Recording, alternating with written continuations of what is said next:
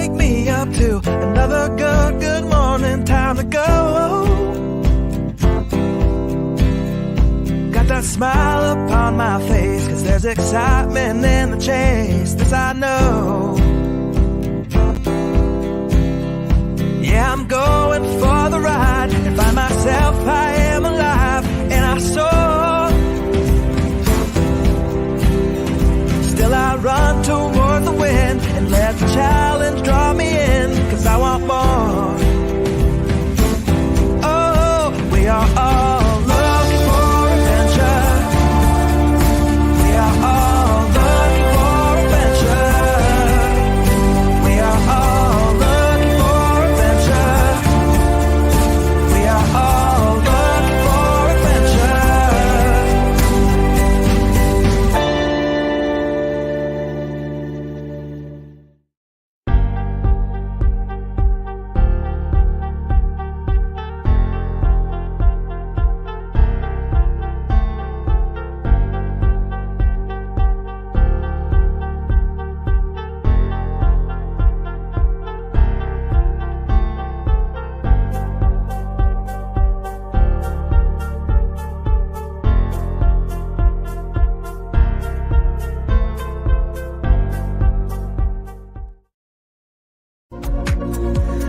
Hi, it's the boy Abunda. It's almost 4 o'clock in the morning. And from the bottom of my heart, I'd like to invite all of you to listen in, eavesdrop, watch my conversation with MJ Racadio on Blogtalk.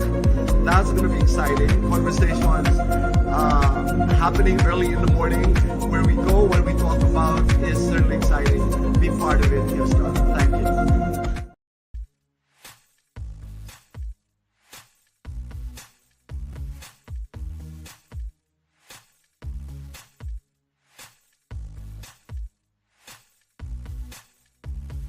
Rocket flying sky high, put your shades and so bright. Do you know what it feels like? What it feels like? Good morning, good afternoon, good evening, universe. I'm your host, MJ Racadio, and you are watching Blog Talk Hollywood Live.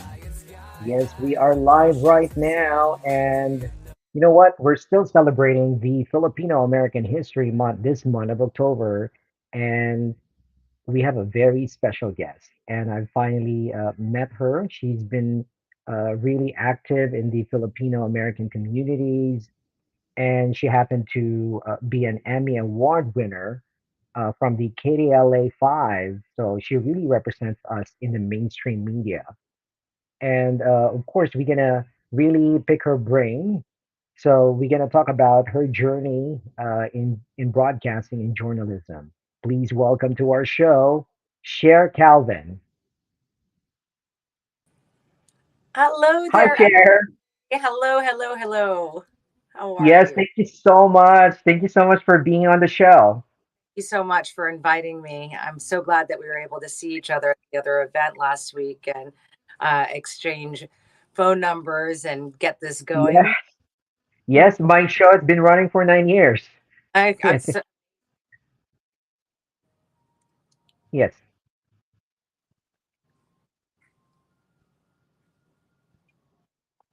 Can you hear me?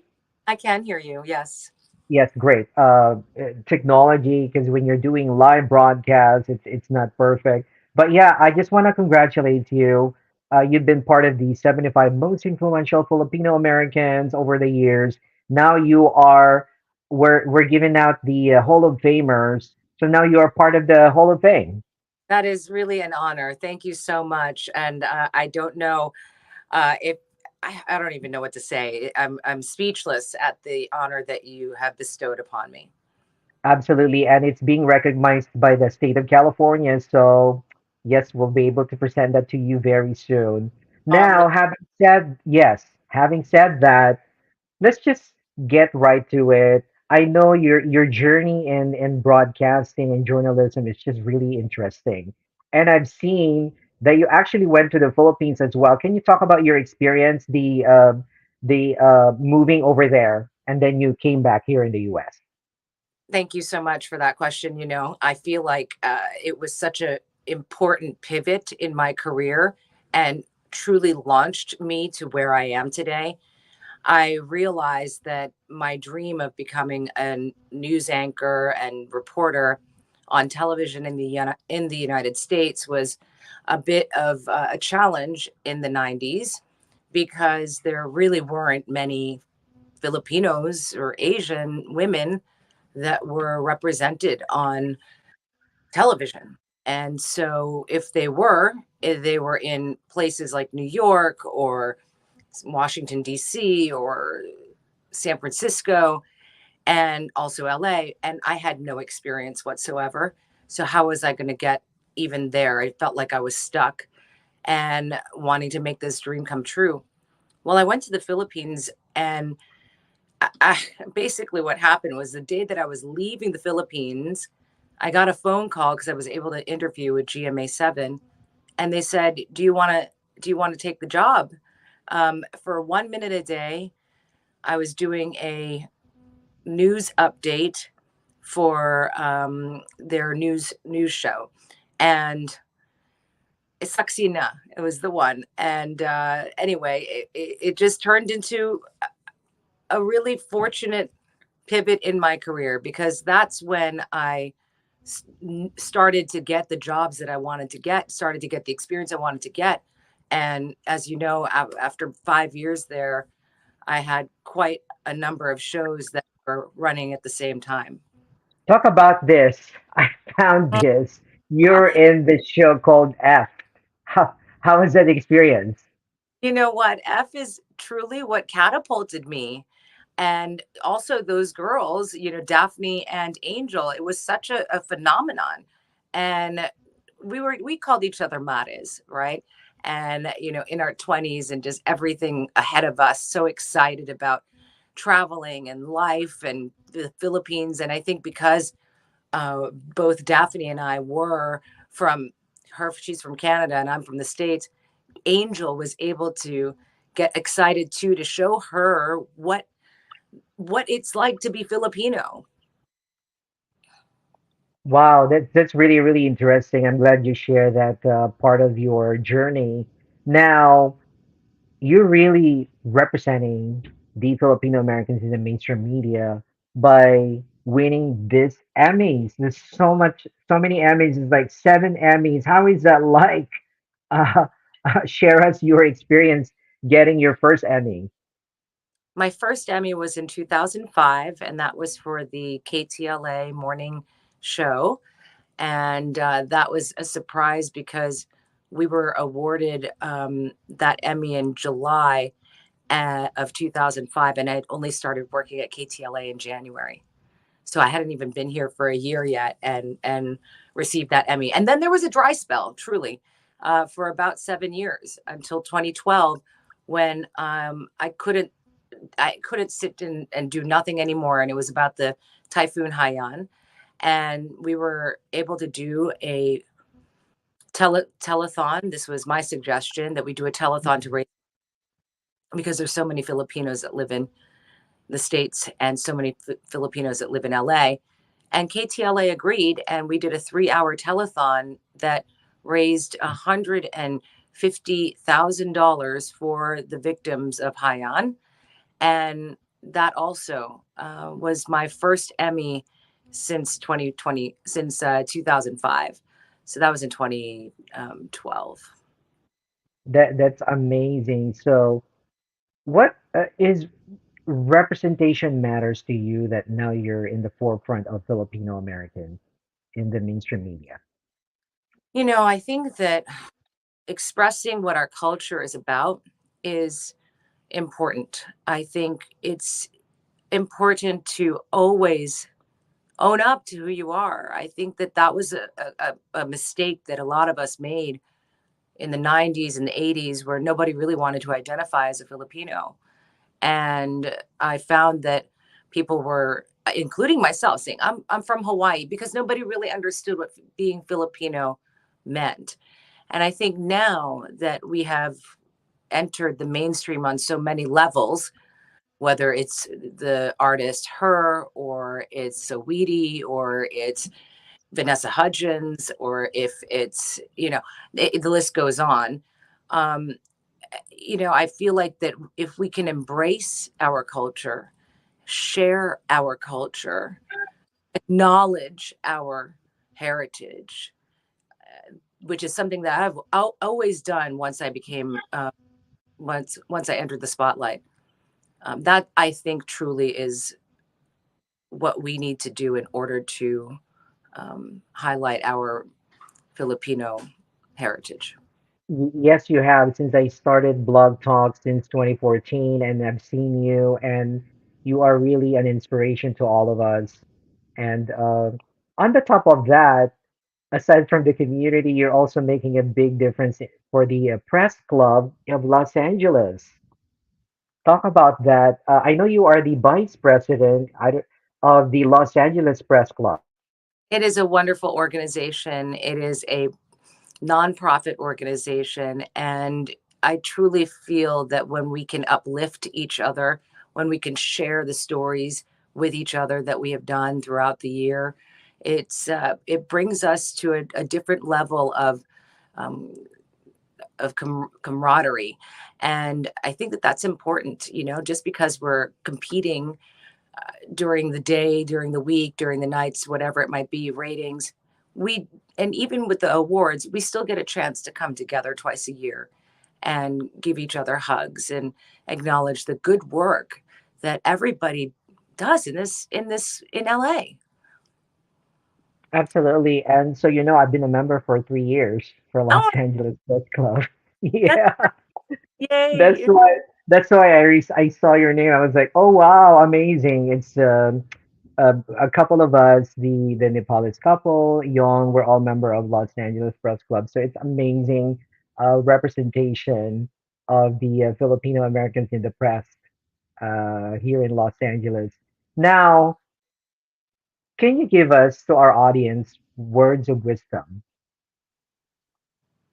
In or regard, in regards to also a life lesson that you've learned that you can share us to our audience?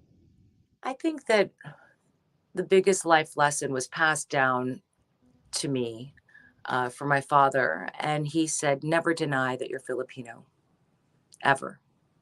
And to always own up to our heritage and to teach people about it, and that it's important that we do that. And that's something that I did once I went to the Philippines. And people of course could hear my American accent. They were saying I'm American. I said no, I'm Filipino too. And it was a struggle to try and get that acceptance from Filipinos in the Philippines. After a while it was fine, but these are things that I take away. A lot of the lessons that I learned come from my dad, and I'm really grateful to have him in my life. It's just priceless, the gems that he gives me. And today we're even able to spend a long period of time in the car with each other and just talking about all sorts of things, and it really warms my heart that we can have those moments. Absolutely. You are really the you embodied someone being Filipino in the United States. That's why I'm very proud that you are a part as a Hall of Famer for Blog Talk. I know it's been running for almost 10 years, and we are gladly to give you the Hall of Fame share. And you really inspired so many Filipinos, not just here in the United States, but also globally. So, one last word for those who wants to make it in the journalism and broadcasting world. I think that my advice for those that want to get into this business, particularly news, because there's so many facets of my career that I've been able to do, which was lifestyle and sports and news and hard news and current affairs and whatever, what have you. So I think that people need to have a very thick skin when you come into this business in so many levels, because what we do is not glamorous.